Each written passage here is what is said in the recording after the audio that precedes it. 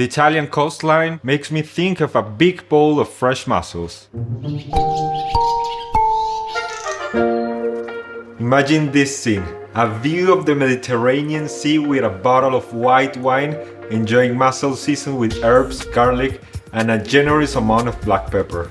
I wanted to transform this dish into a delicious salty savarin, a traditional French yeast-raised pastry that absorbs liquids, like a sponge. I recreate the happy flavors of the bread soaking in the mussel water. I start by making a green herby savarin with choice aromatic herbs from our garden, finishing it with very fresh, savory mussel water.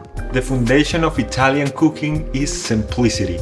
Just a few ingredients and you really get an incredible flavor. And this dish really transports you to the sea when you taste it.